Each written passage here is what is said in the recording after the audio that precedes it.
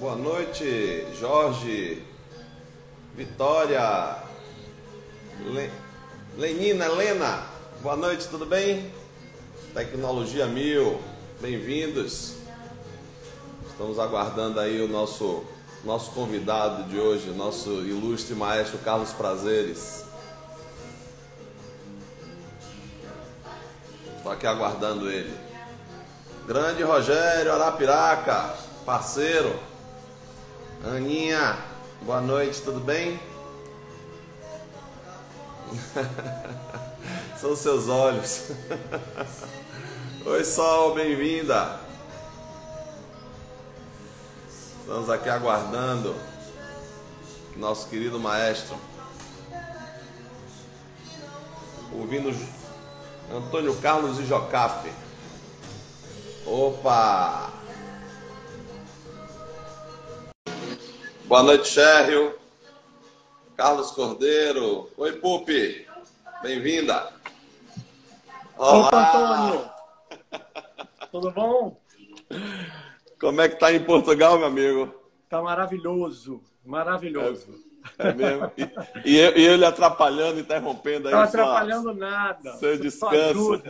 Ah, que bacana, que bacana. Tudo bem contigo, né, Carlos? Tudo bem, Antônio. Graças a Deus. Melhor agora. Você tá onde? Você tá no Porto ou em Lisboa? Eu tô no Porto.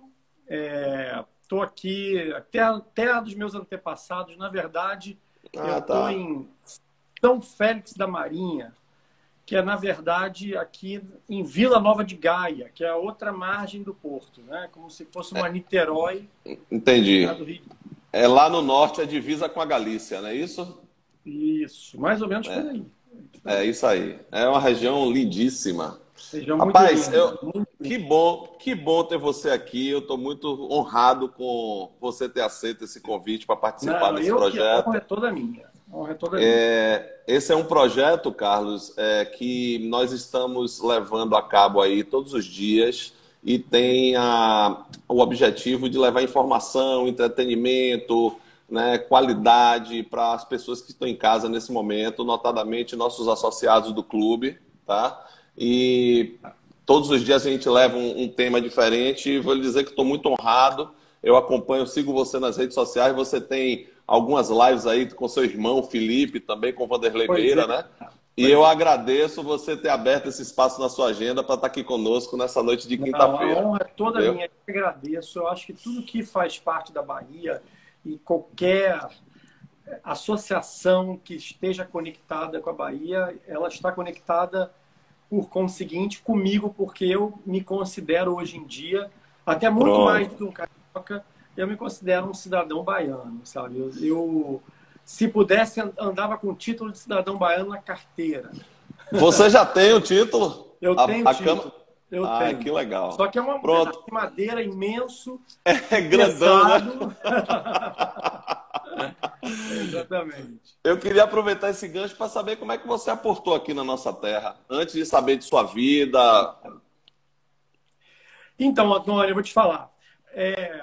Eu estava um dia, eu era assistente do meu professor, do Isaac Krabchevsky, assistente dele na Petrobras Sinfônica, que por acaso foi a orquestra que meu pai fundou. Meu pai era maestro dos corais Petrobras durante 20 anos, e aí um dia conseguiu, através do presidente Osiris Silva, que era o presidente, na época era da Embraer, depois foi para a Petrobras. Sim. E encantado com os corais, meu pai um dia pediu para o Osiris para patrocinar uma orquestra, que é uma orquestra que existe até hoje, uma das mais importantes do país, que é a Petrobras Sinfônica. Seu irmão toca lá, né?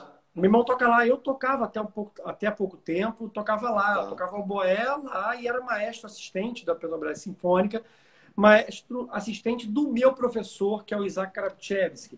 Então, a minha vida era diante de um conforto, de uma comodidade muito grande, né? Se você vai pensar assim, eu tinha o meu irmão tocando na orquestra, meus amigos tocando na orquestra, eu tinha o meu professor regendo a orquestra, outrora tive meu pai e antes também tive dois professores, que foram o Guadalupe Flores e o Roberto Tibiriçá, que também foram grandes mestres para mim.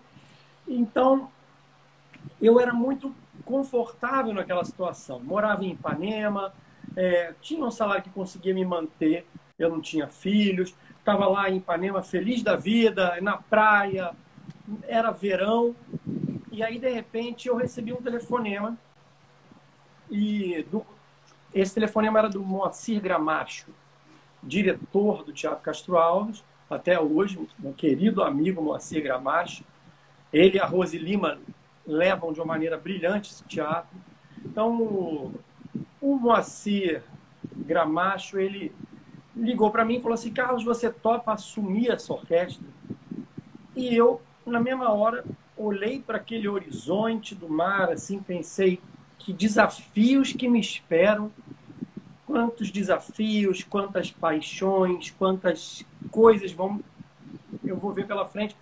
E é claro que se eu não assumisse esse desafio, eu acho que eu nunca ia me perdoar. A Bahia sempre foi um dos lugares que eu mais admirei na minha vida, porque a Bahia é a vanguarda do Brasil, a Bahia é a ponta de lança do Brasil, né? A Bahia que tem Caetano, Gil, Tom Zé, a Tropicália estava na Bahia, e antes deles, Gregório de Matos, antes deles, Widmer, Lindenberg Cardoso, ou seja, tanta coisa incrível aconteceu na Bahia, né? Pierre Verger, Caribé, Jorge Amado, João Baldo Ribeiro.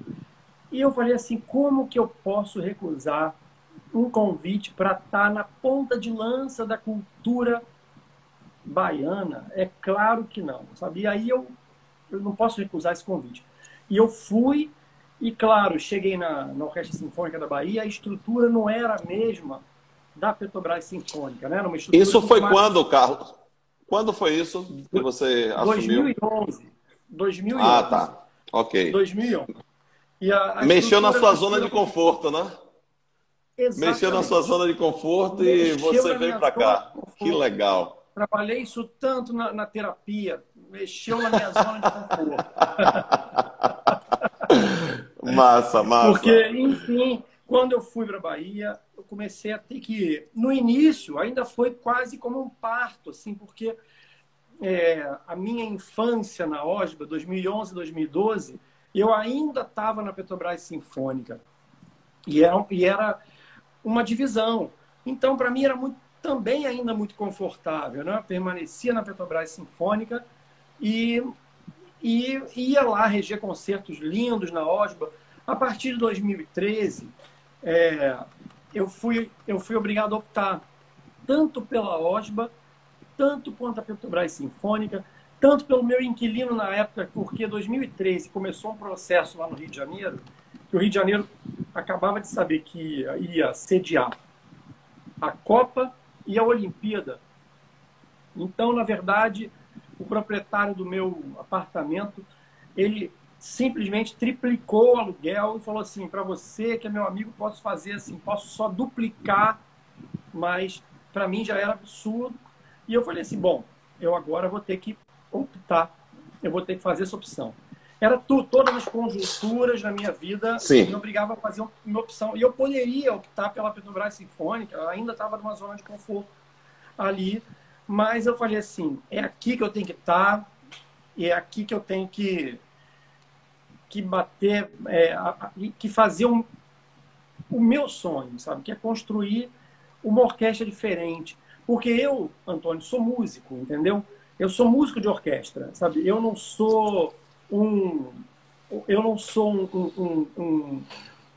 uma pessoa que toca um instrumento que não tem a ver com a orquestra. Não, eu sou músico. Eu cresci na orquestra. A minha adolescência foi correndo entre os instrumentos de orquestra. Então, a orquestra é meu habitat.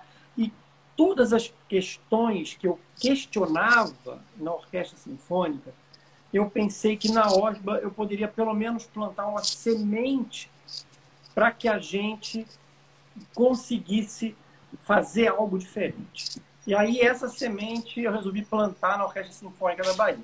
E a minha querida Solami está aí hoje. Ela é prova de que a gente ralou pra caramba, porque a gente tentou fazer uma coisa diferente, que é, sabe, quando eu vejo a Solamit vestida de Marilyn Monroe lá no Cine Concerto e tendo uma porção de fãs dela, sabe? Eu fico pensando assim, essa é uma orquestra que conseguiu personificar o músico. Não é só o maestro que se locupleta daqueles músicos para fazer o seu estrelato. Não, somos todos ali. Claro que a gente é obrigado, muitas vezes, a tomar decisões difíceis, muitas vezes a gente é obrigado a ir de encontro a certas coisas que causam tensões, e isso é parte do líder, mas a OSBA foi uma orquestra onde eu pensei assim, bom, é minha primeira orquestra, é a primeira orquestra que eu peguei na minha vida. Então eu falei assim, eu vou fazer o que tiver ao meu alcance para que isso aqui seja alguma coisa muito revolucionária. E não vai partir só de mim. Eu vou falar com esses músicos, eu vou falar assim, olha, gente, nós estamos no Brasil, que é um país super complexo, que tem muita gente pobre, que a gente ainda por cima está na Bahia, que é sempre o Jacques Wagner e o Rui Costa sempre falaram comigo assim, sabe? Eles falavam nas reuniões, vocês sabem que a Bahia tem um dos menores PIBs do Brasil. E quando eles falavam comigo isso, eu voltava para casa pensando assim, é uma responsabilidade muito grande a gente exercer a música de concerto num lugar assim, que tem tantas coisas. Ou a gente é revolucionário e a gente faz muito por essa sociedade, ou é melhor que a gente não exista. Não tem o meio termo. Dá para ter, Antônio, dá para ter meio termo lá em Berlim. Sim. Berlim tem 9 orquestras. 9. Então tem algumas orquestras que a gente nem ouve falar, que são excelentes.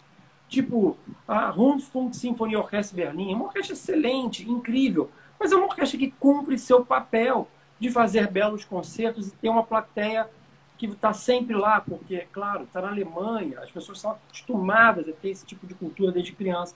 Mas a gente está no Brasil e a gente está na Bahia. É diferente, a gente precisa revolucionar.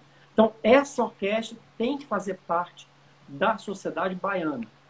Se ela não fizer parte da sociedade baiana, ela não precisa existir. Ela precisa ser uma parte integrante da sociedade, ser acoplada com a sociedade. Compartilhar das suas festas, dos seus problemas, compartilhar das suas lutas. Agora a gente está aqui lutando contra uma pandemia e nós somos partícipes do governo para deixar as pessoas com conteúdo lindo em casa, para que elas evitem sair de casa. É isso que eu acho. E aí hoje eu acho que a OSBA é vitoriosa nesse sentido. É muito. E eu queria dar o testemunho assim de alguns momentos da OSBA, que eu participei como fã, né? OSBA fã, viva OSBA. E assim, quando você, através de você, foi lançada a proposta, o projeto, falo você, mas é claro que você representa uma equipe. Mas quando o Cine Concerto, para mim, é um primor, né? Então, ele se presta justamente a isso, de aproximar a música de concerto, a música clássica do povo da Bahia, que tem um PIB, a Bahia que tem um PIB baixo no nosso país, tão carente de coisas de qualidade. E eu vejo com muita simpatia, eu fico feliz, assim, uma coisa emocionante, ver aquele teatro Castro Alves com 2.500 cadeiras, toda lotada, né? E a sua interação com o público, você chama de público crush, né? Público crush, nosso público crush. Eu acho isso fantástico. 5 mil pessoas, a consta com 5 mil pessoas olhando o Cine Concerto. Outro dia a gente reprisou o Cine Concerto, que ficou tanta gente para fora. Muita gente falou assim, não consegui entrar nesse. Cheguei lá e não consegui entrar. E eu me lembro assim, gente, sabe, Solamit tá aqui assistindo, deve ter outros músicos aqui assistindo também. Karina tá aí. Karina também. Quantas vezes a gente chegou, porque a Karina não é desse tempo, assim, mas a gente chegou, quantas vezes a gente chegava nesse teatro e via pouca gente, a gente falava assim, pô, temos que fazer muito. O Cine Concerto, algumas pessoas entendem o Cine Concerto só como uma atitude de entretenimento. Mas o Cine Concerto, ele conseguiu mudar a cara da OSBA. porque as pessoas tinham uma imagem da Osborne, e eu acho que isso aí eu devo ao fato de ter lido tanto sobre propaganda, marketing, sobre Steve Jobs. Assim, eu era um pouco viciado nesse tipo de literatura também, apesar de eu gostar de ler, gosto de ler muito. E nessa época, esse tipo de literatura me fez pensar no que é a imagem, a simples imagem de um produto. E quando eu ia fazer uma entrevista, as pessoas em off, os repórteres, perguntavam para mim assim: e aí, como é que tá aquela velharada lá? Eu falei assim: velharada? Como assim velharada? O que vocês estão falando? Ah, porque o pessoal mais velho ali, né? Eu falei assim: gente, vocês é que estão dizendo isso, e mesmo assim, eu acho que ser velho ou não importa. Importa a jovialidade das pessoas. Mas, por um acaso, tem muita gente jovem. Mas a Osborne vivia naquela época uma grande contraposição ao Neogibá, que era uma vertente completamente diferente, que jamais foi concorrente e jamais será concorrente, porque atua num campo completamente diferente da Osborne, e nem pode nem precisa ser comparada, mas as pessoas, como muitas vezes não têm uma ideia, começaram a entender a Osborne como um projeto mais antigo e ultrapassado. E quando eu entrei, eu conversando isso com os músicos, a gente se tocou que a gente precisava mudar esse conceito e mudar essa imagem para o público. E o Cine Concerto foi uma maravilha, porque sem dar uma nota, qualquer pessoa que veja a orquestra entrando no palco com aquelas fantasias, ela já pensa: essa galera aí é muito massa, essa galera aí é muito incrível, é muito irado. Eles podem ter 95 anos, não importa. É claro, mas, os assim, velhos, né? não importa, mas eles têm 15, na verdade. Eles são jovens, eles são joviais, sabe? E a gente passou a ser um grupo jovial. Tem gente de... A Osborne tem gente de 75, a Osborne tem gente de 21 hoje. O Gabrielzinho tem 21, se não me engano, 21 ou 22 anos. Posso falar? Claro. Você é oboísta, né? Sou oboísta. Você é oboísta. E não levou o instrumento, então, infelizmente, não poderá nos brindar com uma interpretação. Só que Gabriel é o meu convidado de amanhã. É mesmo? Sim. O máximo, em homenagem. O máximo que eu posso fazer hoje, o máximo que eu posso fazer é isso aqui, ó.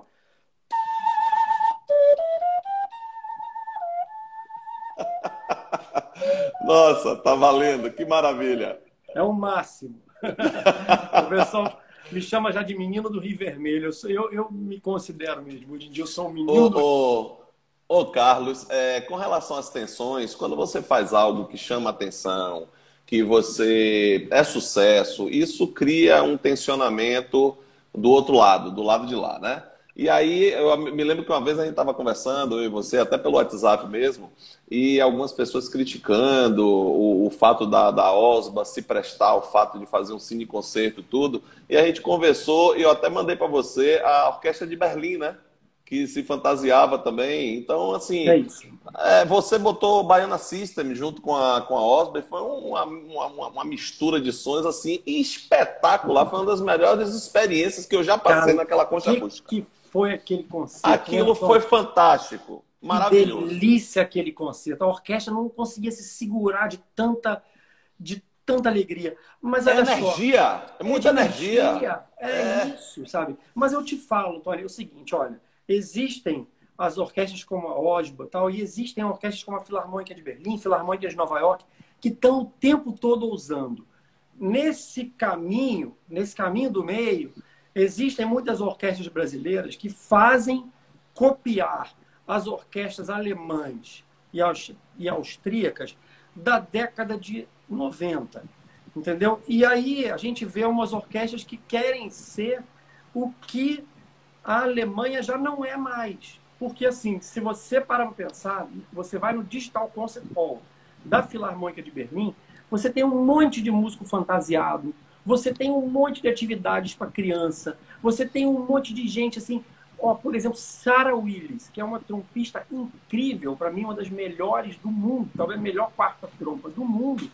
Ela, uma trompa que a gente chama de trompa grave, 15 mil projetos de poesia, de projeto de engajamento com criança, com projeto de um monte de coisa. Então, assim, é isso. O pessoal aqui dizendo, ó, perdi o conceito épico com baiana, até hoje não superei. É isso. Esse conceito com baiana foi uma... O Beto estava falando comigo outro dia, o Beto Barreto, ele falou assim, a gente tem medo de fazer de novo, porque aquilo ali foi tão incrível que a gente não sabe se a gente conseguiria repetir aquela emoção. E, de fato, é um medo que dá. Bate um frio na barriga. Pô, será que o outro vai ser meio... mais ou menos? A gente não sabe. Agora, o que a gente sabe é que a gente ousa. A gente é uma orquestra que ousa. E é uma orquestra que se pretende ser baiana. Não é uma orquestra que se pretende ser uma orquestra vienense, que seria um disco voador pousando ali na Bahia, porque a Bahia, ela é, assim como o dendê, a Bahia tem um tempero muito forte. Minha querida amiga Úrsula aí também falando que não superou o conceito baiano. Beijo pra você, Úrsula. Minha amiga de infância. Maravilha. De prédio, lá na Tijuca. Minha amiga que legal. Tijuca. A Cris também, minha amiga. Tem só gente querida aqui nessa live hoje. Tá bacana. E eu tô muito honrado com isso. Tá muito legal. Tô gostando. Eu tinha um roteiro aqui, mas tô deixando você falar. Tá? Não, por favor, vai. Pode. Não, vamos adiante. Assim. Eu queria... você já falou que você veio do Rio, deu essa pegada aí, essa pitada aí de modernidade, de comunicação, de aproximação com o público aqui da Bahia, onde nós estamos inseridos. E aí, pegando esse gancho, uma coisa que sempre me chamou a atenção e foi um dos motivos do meu convite a você, eu sou administrador de empresas de formação especializado em marketing. E, para mim, a metáfora, vamos chamar assim a metáfora, que mais se aproxima de uma empresa é uma orquestra. Para mim, como administrador, como profissional da área de administração, como gestor, né? Ali está muito claro para mim você ter os instrumentos, cada um com sua expertise, sua especialidade, cada um se desenvolvendo, cada um se aprimorando, se capacitando. E na hora que você junta tudo sobre a liderança de um maestro, né, como você, e aí você tem um produto maravilhoso, você tem uma produção espetacular. Então, assim, a gente remete à teoria geral de sistemas, né? Que é um conjunto de órgãos independentes, interdependentes, funcionando entre si em prol de um objetivo comum, né? Então, assim, e aí me chamou muita atenção e eu botei propositalmente como tema da live um ensaio de orquestra, que aí eu fiz um link com o filme de Fellini. É isso aí. Eu reassisti esse final de semana para poder fazer esse bate-papo contigo. Gente, e assim... Pode falar. Não, e aí, assim, é um negócio fantástico, assim, e poder conversar com você. E eu queria ouvir de você como é essa coisa, assim, os bastidores, entendeu? O que está por trás. Você falou de Steve Jobs, né? Você deve ter lido os livros dele. O que é que está por trás? Porque o que nós conhecemos de entrar numa loja da Apple ou comprar um produto da Apple, aquilo é o aparente do aparente, mas o que está por trás daquilo é um conceito. E é esse conceito que determina o sucesso ou o fracasso. Então, assim, você como líder maior, diretor artístico, né? Seu cargo lá é diretor artístico e maestro diretor artístico, isso aí. Maestro diretor artístico. Assim, como é o bastidor de uma orquestra sinfônica? Como é o ensaio? Como é a relação dos músicos, né? Desses departamentos, né? Como é isso, assim, no dia a dia? Traz pra gente aí. Vamos lá, Antônio, eu vou te falar. Primeiro, agradecer cada mensagem de carinho linda que eu estou recebendo aqui, que eu estou até assim, tipo, inebriado com tanto carinho. Muito obrigado por todo mundo que está me mandando mensagem bonita. Olha, Antônio, eu vou te falar. Você citou ensaio de orquestra de Fellini. Eu vi recentemente ensaio de orquestra. Acho uma injustiça, porque eu vou te falar, é muito pior. O Fellini pegou muito... Leve. Nossa Senhora! Fellini pegou muito leve com as orquestras. É muito pior que aquilo. Aquilo ali é até organizado demais. O filme, gente, o ensaio de orquestra do Fellini, eu convido todos vocês a assistirem. Porque o ensaio de orquestra é uma analogia de uma orquestra com uma sociedade, mas uma analogia tão bem feita, tão intelectualmente bem construída, que é algo que só poderia partir desse grande gênio da história do cinema, que foi Frederico Fellini. Tem um momento que eles, revoltados com a liderança do maestro, esse para mim é o auge do filme, eles revoltados com a liderança do maestro, eles trazem um metrônomo maior que o maestro. E o pior é ser um daqueles metrônomos de piano, daqueles que as senhoras colocavam em cima do piano, que ficava assim, tu, tu, tu. Isso. E eles colocam um piano, um metrônomo ali, e o maestro vai todo cabisbaixo, assim, ou seja, de fato, assim, o que, na verdade, é uma sociedade se revoltando contra seus políticos. Algo que o Brasil está vivendo agora é tão atual, porque justamente nessa revolta, sem qualquer tipo de reflexão, pelo puro fato de existir um líder, e aí essa revolta acontece, e aí essa revolta é tão cega que, de repente, a coisa começa a entrar por caminhos como se comprar um metrônomo gigante e colocar ali, e também eles não dão certo com o metrônomo, eles quebram o metrônomo, e as coisas começam a ser absolutamente... E o inimigo está no externo, que é aquela bola de demolição, né? Ou seja, Exatamente, não o é? inimigo está no externo. No ambiente externo. Que coisa mais genial esse filme. É de você assistir umas 50 mil vezes e ainda descobrir coisas mais incríveis e mais simbólicas. Eu vou te falar, muita gente que vai assistir a um concerto pensa que nós estamos ali muito, muito felizes e muito alinhados. Feliz a gente tá? Acho que eu me expressei mal. Mas pensa que a gente está ali numa conexão tão forte e tão incrível, que é aquele grupo que depois do concerto vai se abraçar e vai falar, ai, parabéns. Eu vou te falar que isso acontece um pouco na OSBA, que é uma orquestra especial, diferente de todas. Mas eu tenho exemplos de orquestras no Brasil que são orquestras maravilhosas, mas que têm um clima muitas vezes horrível. E eu te falo que é um pouco diferente do que acontece, por exemplo, com o teatro e com a dança.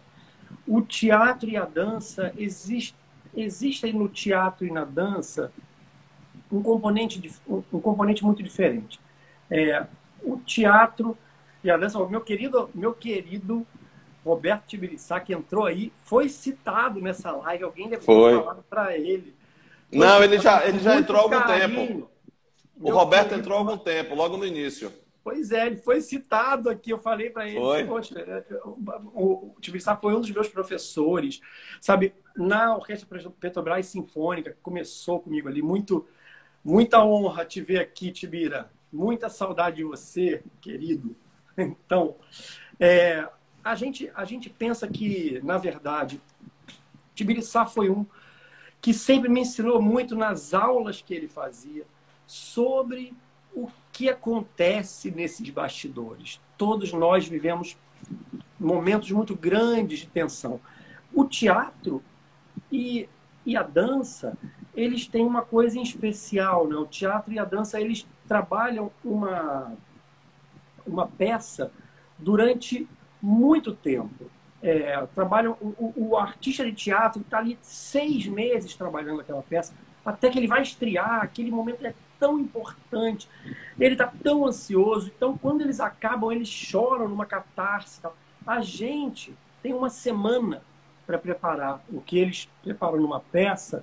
A gente teria uma semana. Então, é um modus operandi muito diferente do teatro e da dança, né? A dança também tem essa coisa de você pegar um coreógrafo, o cara vem, fica meses trabalhando um espetáculo. A gente tem uma semana, e essa semana a gente consegue passar ali o que a gente foi proposto a fazer. E isso acaba sendo uma coisa que gera algumas idiosincrasias, interessantes. Então, por exemplo, muitas vezes a gente acabou de fazer um concerto incrível, as pessoas vão lá, se cumprimentam um pouquinho, mas vão para casa, porque sabem que na segunda-feira já tem outro programa ali esperando elas. E é uma coisa um pouco mais rápida, um pouco mais... Quase uma quinta sinfonia de Shostakovich. Na quinta-feira, segunda já está ensaiando a quarta de Brahms. E assim é a música clássica, né? É muito mais dinâmico, muito mais rápido o processo do que é o teatro e a dança. Menos Não, concentrado, talvez. digamos assim, é imenso esse acervo, né? Assim, É de isso. compositores, né? De produção. É inesgotável. É um negócio assim E aí fantástico. você tem algumas idiosincrasias, como por exemplo, tá? Assim, você tem alguns instrumentos que são solistas na orquestra. Então, os instrumentos de sopro, eles são solistas na orquestra. O primeiro oboé é um solista. O segundo oboé, menos. Mas ele também tem alguns momentos de protagonismo. São raros, mas ele tem. A mesma coisa para a primeira clarineta, primeira flauta, segunda clarineta, segunda flauta, segundo fagote. Todos eles têm momentos protagonistas.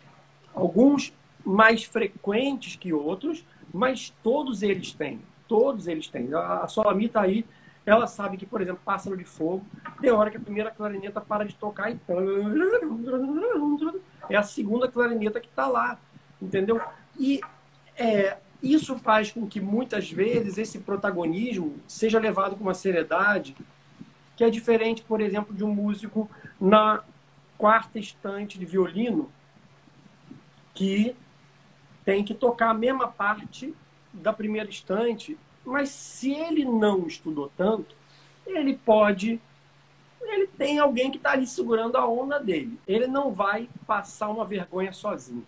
Isso já é uma das idiosincrasias de uma orquestra, né? Então, por exemplo, a gente tem que pensar que a gente precisa convencer esse músico que não tem esse protagonismo, que é um músico que está ali na fila de cordas, seja de violino, viola, violoncelo, contrabaixo, convencer esse músico que a espécie de protagonismo que ele tem é uma outra espécie de protagonismo, é uma espécie de protagonismo em grupo, que o grupo vai ser muito mais considerado se ele se dedicar, e ele vai ser bem conceituado se ele faz parte desse grupo que está sendo bem considerado por causa da dedicação dele. Já é uma espécie de confronto que a gente pode citar. Outro, por exemplo, é o seguinte, Antônio, uma orquestra sinfônica, ela tem membros diferentes de uma empresa, tá? Porque quando você abre uma vaga numa empresa, você pede, por exemplo, terceiro grau completo, às vezes, terceiro grau completo, aí você pede assim, experiência profissional, tal, e geralmente o cara vai chegar na tua empresa, ele vai ter um nível mínimo como direi, de estudo e O de perfil. O perfil profissional, um tal, perfil profissional experiência, e tal. tal. Agora, a orquestra sinfônica, ela já tem um problema que é o fato de que você, na verdade, você precisa mecanicamente, primeiro de tudo, dar conta do teu instrumento. E isso não depende do teu intelecto. Você precisa dar conta de uma maneira mecânica da parte técnica do teu instrumento. Isso é uma coisa. Agora, é claro que você vai ter as aulas de música também, as aulas de arte e tudo. Mas, por exemplo, são diversas as origens de um músico. Diversas. Então, por exemplo, você pode ter um músico que é um violinista, que é filho de um diplomata, entendeu? E que é um intelectual, que fala 6 línguas, aí ele ensinou o filho a tocar violino, ou botou o filho para tocar violino muito cedo, tal. E você vai ter na mesma orquestra, com o mesmo poder de voto, e é claro, e isso é muito saudável, por exemplo, um menino que nasceu de uma origem social muito desfavorecida, mas que a igreja evangélica colocou esse menino para tocar, por exemplo, um instrumento como trombone, trompete, clarineta, flauta, oboé que seja, também tem. Então, assim, você de repente vai agrupar no mesmo conjunto um, um nicho totalmente diferente de outro. Não que um seja melhor que o outro, ou devesse ter mais voto que o outro. Não, isso é a sociedade, entendeu? Então, por exemplo, não adianta você chegar... O que eu quis te dizer com tudo isso é que não adianta você chegar, por exemplo, não adianta você chegar numa orquestra sinfônica para fazer uma prova e você falar assim, olha, gente, eu vim fazer a prova de trompa. Todo mundo, nossa, parabéns. O seu nome é... Meu nome é Robert. Tá bom, que legal. O que você vai tocar? Eu vou tocar tal música. E aí você fala assim, esse cara, ele é um intelectual. Ele andou pelo mundo inteiro. Ele é um cara mais incrível, intelectual. Leu todos os livros. Viu todos os filmes do Fellini. E lá na nave viu o ensaio de orquestra. Viu todos os filmes do Fellini. Viu todos os filmes de todos os autores mais cabeças que você pode imaginar. Então, do Ingmar Bergman, o que você quiser pensar. Então você fala assim, tá bom, então toca aí. Aí o cara chega lá na hora, toca errado, erra tudo. Muito obrigado. E aí você vai pegar um trompista assim próximo. Qual é o seu nome? Fulano. E aí o cara, ele pode... Eu já vi músico assim na orquestra. Eu acho lindo isso, porque uma orquestra é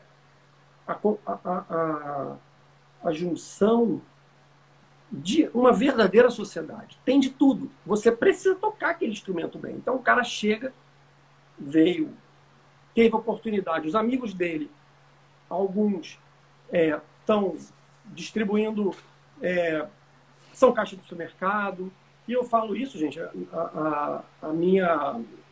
as minhas tias eram domésticas. Eu falo com o maior orgulho. A minha avó paterna, empregada doméstica. Meu avô, analfabeto, de carvoaria.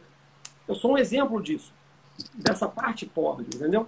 Então, assim, você pega esse trompista que entrou para fazer a prova logo depois, o cara, de repente, recebeu o instrumento numa igreja evangélica, que, aliás, faz um trabalho maravilhoso nesse sentido, recebeu esse instrumento e pega o instrumento, pá, arrasa. É ele que vai passar, entendeu? Então, assim, ao mesmo tempo que a gente lida com um material muito intelectual, que esse cara daqui a pouco vai estar tocando um solo de uma sinfonia de Shostakovich, que é um compositor que teve uma relação altamente complexa com Stalin, que fez uma música que reflete sinfonicamente todo o teor da Segunda Guerra Mundial e toda a tensão que se viveu na humanidade nessa época. Esse cara vai pegar e ele vai saber mecanicamente aquilo e ele vai ser o cara que vai fazer isso. Não importa necessariamente a parte intelectual até o momento que ele entrar. Aí depois, sim, é claro que vai importar. A parte intelectual dele vai ter que ser... E aí a gente começa a puxar todas essas pessoas para que a gente consiga, dentro desse conjunto, se equiparar e ser mais igualitário e entender as pautas dos músicos que vêm de determinado nicho, entender a pauta do músico que vem de outro determinado nicho, e isso é uma sociedade. E a orquestra, muitas vezes, ela quer dizer, eu acho que a orquestra é sempre o reflexo mais perfeito de uma sociedade. Porque uma orquestra não te exige determinado preparo intelectual ou filosófico, seja lá o que for. Ela te exige um preparo mecânico, mas para lidar com um elemento muito intelectual. E isso é uma coisa muito importante de você filosofar a respeito, né?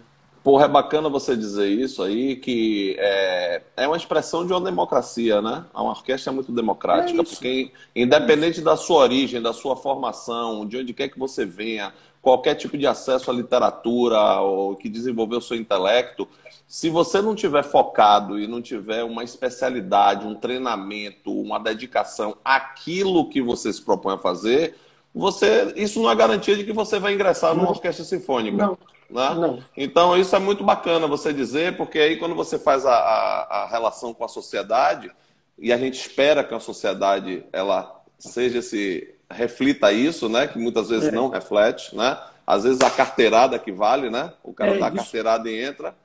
Todos nós já tivemos experiências disso aí. Eu, particularmente, já tive em ser preterido em razão de um cara que era amigo do político. Enfim, mas não é o caso. Não vem ao caso aqui agora. Mas, assim, é muito bacana você dizer isso, porque eu também sou esportista. E eu vou fazer uma analogia aqui, que aquele que se dedica mais ao treino, ele logra maior sucesso na hora do jogo, né? Então, como você diz, primeiro, ingressar na orquestra. Segundo, muita gente aqui, não sei se você acompanhou na hora da sua fala, muita gente falando assim da necessidade do estudo. É Teve isso. uma pessoa aqui que disse assim, se você não estuda um dia, dois, no terceiro dia o dedo já está meio... Já tá. O músico, ele é atleta. O músico, ele é atleta. Exatamente, Ele é. precisa ser É atleta. repetição, É isso. repetição, repetição, repetição. É E aí é uma impressionante isso daí. conjunção linda, porque ele é um atleta que é obrigado a se exercitar mecanicamente, mas ao mesmo tempo ele é obrigado a se exercitar intelectualmente. Porque seria impossível você tocar uma sinfonia de Mahler, por exemplo, sem mergulhar, mesmo que seja de forma inconsciente, mesmo que seja alguém te empurrando no universo, por exemplo, de Klimt, de Egon Schiele, de Hofmannsthal, de Schnitzler, num universo que permeou Viena, sabe? A Viena do início do século XX, do final do século XIX, enfim, aquela Viena que tão fortemente nos faz refletir até hoje sobre a nossa psique, a Viena de Freud, a Viena de Ernst Mach, sabe? Então, esse tipo de conteúdo, ele é inserido que seja inconscientemente nesse músico que chega até nós, muitas vezes, de uma classe muito desfavorecida, de uma classe... E o mais engraçado, Antônio, é que nas assembleias que são... Eu às vezes penso que uma assembleia de orquestra ela deveria ser filmada mais do que o concerto. Porque uma assembleia de orquestra sinfônica, Solami está aí para não dizer, se o Maestro Tibiriçá estiver aí hoje, esse então sabe melhor que nós dois, sabe? Se ele estiver aí ainda, o Tibiriçá. Eu aqui sou o anfitrião. Eu sou o anfitrião. Não me bote nesse meio, não. Uma assembleia de orquestra deveria ser filmada, porque tem certas coisas que se fala numa assembleia de orquestra que eu fico pensando, gente do céu, isso é para ser filmado, porque é um estudo antropológico tão grande. O Tibiriçá está rindo aqui, ele sabe do que eu estou falando. Que barato. Que delícia. Saudade, maestro. Saudade, viu? Estou até emocionado. Tá muito legal o bate-papo. Muito Agora, Carlos, uma coisa interessante que você fala, e eu, como frequento muito, né? Eu vou muito aos concertos da OSBA, a maioria deles, e também já tive a oportunidade de assistir outros maestros regendo outras orquestras, e até a própria OSBA, né? E uma coisa que me chama muita atenção, que aí eu botei aqui no meu roteiro, assim, é o seu toque pessoal, cara. Assim, você explica. Eu me lembro como se fosse hoje um projeto lá no Vila Velha, que você narrava aquilo que você ia tocar. Assim, olha, agora a gente vai tocar isso daqui é a criança que está no fundo do oceano e que tem um demônio, que não sei o quê. E aí a gente se transporta para dentro da obra. Quando você executa a obra através da orquestra sinfônica, a gente consegue visualizar. Porque, vou lhe falar com muita franqueza, como eu sou leigo e eu sou um mero espectador, eu não tenho o costume de me dedicar à leitura sobre essas peças, essas obras. Uma coisa que quem fez isso também num projeto de vocês lá na Igreja de São Francisco foi o Eduardo Torres. Eduardo Torres também, ele chegava lá e fazia assim, ó, isso, esse compositor viveu em tal época e ele foi acometido de tal enfermidade, ele tinha um problema com a mãe. Então, assim, você consegue colocar na sua cabeça e você visualizar, criar aquele cenário, e que é incrível para mim, eu estou falando do meu testemunho, a gente poder ver aquilo na hora que está sendo executado. Né? Eu acho isso fantástico, eu acho isso muito legal, um diferencial. Eu te falo assim, meu pai, assim, foi um cara que teve uma família toda muito humilde, e minha mãe também. Mas assim, a família do meu pai conseguiu fugir da pobreza, quer dizer, a família não, ele, porque ele foi para o seminário, entendeu? Porque a mãe dele colocou ele no seminário, sabia, não tinha a menor vocação para padre, teve 6 filhos, né? Mas colocou no seminário para que ele pudesse aprender línguas, aprender latim, e ele pudesse realmente ter uma coisa muito forte com o intelecto e pudesse sair daquele nível que ele estava. Quando meu pai ganhou o patrocínio da Petrobras Sinfônica, ele já tinha essa coisa de levar a orquestra para uma camada menos favorecida da população com a qual ele se identificava. Isso foi o meu primórdio. Depois, quando eu fui estudar na Alemanha e voltei, aí eu peguei o Tibiriçá na Petrobras Sinfônica. E eu me lembro assim que o nosso público era X. Quando o Tibiriçá assumiu a orquestra, ele falava com o pessoal para o Teatro Municipal. Ele fazia um concerto domingo de manhã, que influenciado pelo professor dele, né, as coisas são sempre, sabe, são sempre cíclicas, que foi o Eleazar de Carvalho, que ele recriou os concertos para a juventude.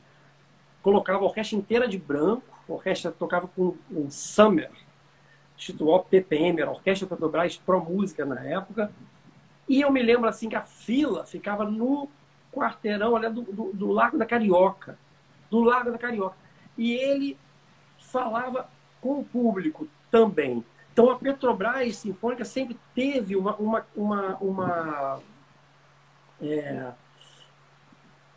relação com o seu público, uma relação muito verdadeira, sabe? Muito de verdade. Depois, quando o Karabchevsky pegou, ele também já conferiu à orquestra toda aquela internacionalidade dele, ter passado por Viena, estava chegando de Viena e tudo. Mas a orquestra sempre teve uma verdade muito grande, sabe? E essa influência que eu tive de todos esses professores, do qual eu me orgulho muito de um deles estar aqui hoje, que é meu querido amigo Tibiriçá, eu acabo que quando eu recebo a Osba na minha mão, naquela época, eu falei assim, meu Deus do céu, eu estou com a faca e o queijo na mão para construir uma coisa muito parecida com o que a gente construiu lá. E inclusive, indo, claro, também para as minhas viagens, entendeu? Por exemplo, o sarau da Osba no Man, quando a gente estava no final da nossa... A gente estava... A Osba, eu não sei se o Tibiriçá sabe disso, mas a Osba, quando eu cheguei, era uma orquestra que era semi-completa, mas ela era quase completinha. Ela era aquele... Vamos fazer uma analogia com o mundo dos carros. Ela era aquele Peugeot 207 que você compra e tá bonitinho, 1.4, aquela coisinha bonitinha, a Osba era isso e tal, mas de repente roubaram as rodas, roubaram tudo e a Osba ficou assim, roubaram o volante, a gente tinha que... Depenada. Foi Ficou depenada. E olha, eu não posso nem dizer que foi uma coisa proposital, foi uma confluência de Aconteceu. A gente tinha uma residência artística, essa residência ela recebia um dinheiro que chegava atrasado, e aí com esse atraso, isso foi em 2013, quando a orquestra conseguiu, em 2013, uma coisa lá em cima. Com esse atraso, muitos músicos começaram a abandonar a orquestra. Depois que os músicos começaram a abandonar a orquestra, uns abandonaram porque estava saindo salário atrasado. Outros abandonaram porque o REDA, o contrato REDA, que é Regime Especial de Direito Administrativo, é um contrato temporário, ele acabou. Então a gente perdeu vários músicos, vários. E aí o governo, ainda por cima, resolveu fazer um outro REDA para completar, mas exigiu diploma. Para que a gente ganhasse aquele salário ali, eles exigiram diploma. E aí o diploma para a gente era um problema. O nosso Spala, que era o Samuel Dias, que tocava pra caramba. Olha aí, mais uma incongruência. O Samuel não tinha faculdade. Ele tinha feito conservatório, mas tocava pra caramba. Até hoje é um monstro do violino. Saiu da academia da OSESP. Tocava, era o nosso Spala. Ele saiu da orquestra, ele teve que sair. E a gente ficou com uma orquestra desse tamanho, praticamente acabada. E aí eu falei assim, bom, tem que criar alguma coisa criativa e que traga o público para a gente. E a gente foi para o Sarau do Man, que a gente inventou esse Sarau do Man. E nesse sarau o público recitava poesia. E nesse sarau a gente botava o público para reger. Todo o público sentado no chão. A gente fazia experiências com eles. A gente colocava bar e falava assim, todo mundo fica de olho fechado. A última música do concerto, depois de a gente ter feito várias coisas incríveis, até populares e tudo, estava todo mundo super empolgado. A gente tocava a área da quarta corda, todo mundo com o olho fechado. Falava assim, saiam em silêncio, sem aplaudir, eu não quero que vocês deem um pio, eu quero que vocês vão embora daqui, não falem nada. O aplauso de vocês vai ser o silêncio. Era um tipo de experimentação que ficou tão importante, tão reconhecido, que a gente começou a ter um público. E aí o João Américo faz essa analogia, ele fala assim, a primeira vez que a orquestra existia, orquestra, mas não tinha público. Mas aí agora tinha público e já não existia orquestra. A gente estava ali. E a gente se tornou, e aquilo foi a nossa grande vitória. O Sarau foi talvez uma vitória mais consistente do que o Cine Concerto. Porque o Sarau foi quando a gente estava, desculpa o termo, na merda. A gente estava acabado, a gente estava pelado, a gente estava em vias de decretar nossa falência. E a gente falou assim, se decretar, a gente vai fazer barulho. Vai fazer muito barulho. As pessoas vão reclamar e vão sentir falta, porque a gente já está fazendo parte da sociedade baiana. E isso é o nosso sonho, fazer parte da sociedade baiana. E aí, em 2014, a gente recebeu uma ligação do ACM Neto pedindo para não fazer o sarau naquele horário, porque a gente estava parando a cidade de tanto carro e de tanto engarrafamento que tinha ali na Avenida Contorno, que estava dando mais gente que a Januman. E a gente assim, meu Deus do céu, o que a gente faz com esse negócio, assim, sabe? E isso foi muito bonito, né? Eu e meus companheiros maravilhosos da OSBA.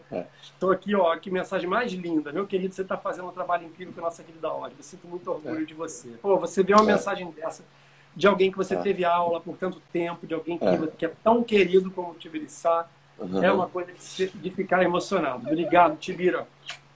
Tem uma mensagem aqui da Cris Gnata, que ela diz assim, que ela fala uma orquestra se tem uma ideia de ser inacessível e que tudo mudou, talvez até por essa conjunção de fatores de ir para esse tamanho, você ter ido para o Sarau do Man, você e sua equipe, e aí deu essa revolucionada, e aí vocês perceberam que é através da abertura que vocês alcançam sucesso, que é o estreitamento da relação, não é isso? Orquestras precisam revolucionar, elas precisam sair do lugar comum, elas precisam deixar de ser mais do mesmo, elas precisam se integrar com a sociedade, se integrar com a comunidade. Isso é muito importante. E eu acho que a OSBA conseguiu esse feito. E não fui eu, não. Acho que fomos todos nós. Primeira vez que eu cheguei perto dos músicos, como eu tinha aquele conforto que eu te falei no início da live, eles falaram para mim assim, você tem que pedir dinheiro para o governo. Eu falei assim, você sabe o que eu faria se eu fosse governador? E eu falei, eu não sei se a Solamir se lembra dessa assembleia, mas eu falei assim, você sabe o que eu faria?